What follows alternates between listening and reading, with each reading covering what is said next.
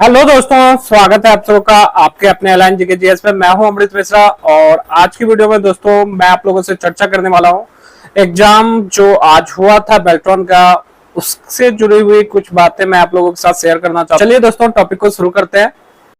दोस्तों आज जो बेल्ट्रॉन का एग्जाम हुआ है, कुछ लोगों ने एनालिसिस करके भी वीडियो डाला है और मैंने भी कुछ लोगों से जानकारी ली है जिन्होंने आज एग्जाम दिया है। तो जैसा कि आप सभी समझ रहे थे कि बहुत ही इजी एग्जाम होने वाला है, मैंने पहले ही कहा था कि इस बार इजी एग्जाम भूल जाइए। दोस्तों आज का जो एग्जाम था मैंने बहुत सारे स्टूडेंट से वेरीफाई किया था, तो उन्होंने बताया कि आज का जो एग्जाम है वो ऑलमोस्ट में बहुत इजी लेवल के क्वेश्चन नहीं थे और बहुत लोगों ने जो है, चूंकि निगेटिव मार्किंग नहीं थी इसलिए बहुत सारे लोगों ने पूरा पूरा बनाया। लेकिन अगर उनसे पूछा जाए कि उन्हें कितने मार्क्स आएंगे तो वो ज्यादातर के जो जवाब थे कि वो 30 तक आ जाएंगे। उसमें भी वो कंफर्म नहीं है कि उनके 30 प्लस मार्क्स आएंगे। उसका मेन रीजन ये है कि उन्होंने सिलेबस के अकॉर्डिंग स्टडी नहीं की, उन्होंने वन लाइनर क्वेश्चन पे ज्यादा फोकस किया, के कारण उन्हें बहुत ज्यादा ही दिक्कतों का सामना करना पड़ा।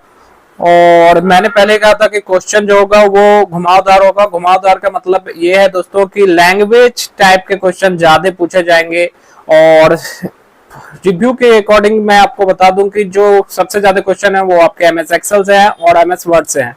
इसके अलावा फंडामेंटल और सबसे कम क्वेश्चन दोस्तों आपसे इंटरनेट से है। तो अभी भी आपके पास जो टाइम है तो आप ज्यादा फोकस कीजिए एमएस एक्सेल और वर्ड पे, ताकि आपका एग्जाम अच्छे तरीके से हो पाए।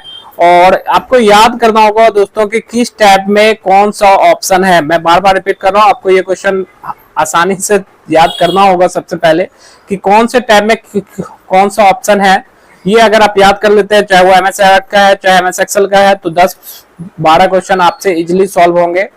तो सबसे पहला टारगेट आप यही बनाइए कि आपको ये याद कर लेना है। दूसरा टारगेट में एमएस एक्सेल में जो कुछ फॉर्मूला हैं जो पिछले साल पूछे गए हैं और कुछ नए फॉर्मूले भी हैं, तो उन सारे फॉर्मूलों पे अगर आप रिवीजन कर लेते हैं तो ये आपके लिए बेहतर होगा, क्योंकि फॉर्मूला से रिलेटेड भी क्वेश्चन आ रहा है। और इसके अलावा दोस्तों शॉर्ट कमांड्स को ध्यान में रखिए, ज्यादा फुल फॉर्म वगैरह के चक्कर में ना पड़िए। फुल फॉर्म में 1-2 फुल फॉर्म ही पूछा जा रहा है, वो भी ना के बराबर है, तो फुल फॉर्म वगैरह पे आपको ध्यान नहीं देना है। इसके अलावा टाइपिंग पे आप पूरा फोकस रखिए। जैसे कि मैंने आज 1-2 बंदे से बात की थी तो उसने कहा कि मैंने 8 मिनट में अपनी टाइपिंग कंप्लीट कर ली थी और उसने बताया कि मैंने 1697 की स्ट्रोक के करीब, यानी कि वहां पे शो क्या कर रहा है टाइपिंग में, तो टाइपिंग में आपको सिर्फ ग्रॉस स्पीड शो कर रहा है आपका, यानी कि की स्ट्रोक बता रहा है और कितना टाइम आपने दिया है और कितने एरर हुए हैं आपको वो भी बता रहा है। तो 7 वर्ड उसके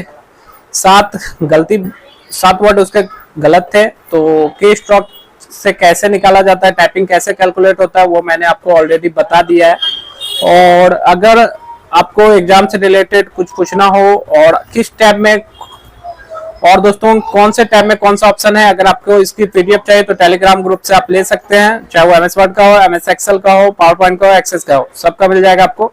इसके अलावा दोस्तों बैक स्पेस पे भी बहुत लोगों ने चर्चा किया कि सर बैक स्पेस के बारे में बताइए। तो बैक स्पेस के बारे में मैं आपको बता दूं कि जब तक आप एक वर्ड लिख रहे हैं उसमें कुछ गलती हो रहा है तो आप उसे मिटा सकते हैं। स्पेस दबाने के बाद जैसे ही आप नेक्स्ट वर्ड पे चल जाते हैं फिर आप उस वर्ड को नहीं मिटा सकते हैं। ये मैंने बहुत ही शुरू में स्टार्टिंग में वीडियो डाल के बताया था।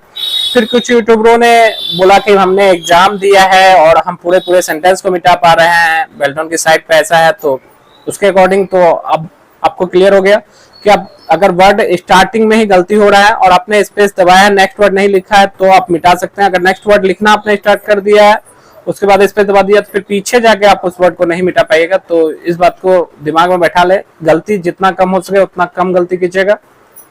तो इसके अलावा बहुत सारे लोगों के मन में ये डाउट है कि वर्ड हाईलाइट होता है या नहीं। तो वर्ड हाईलाइट हो रहा है आपके एग्जाम में और साथ ही साथ एरर जो होगा वो भी आपका रेड कलर से हाईलाइट होगा और नॉर्मल टाइपिंग जो आप करते रहेंगे वो पीला कलर से हाईलाइट होके आएगा। तो और भी कुछ अगर आपको पूछना हो तो आप कमेंट करके पूछ लेंगे, मैं आपको जल्दी रिप्लाई कर दूंगा। मिलते हैं अपने नेक्स्ट वीडियो में, तब तक के लिए जय हिंद।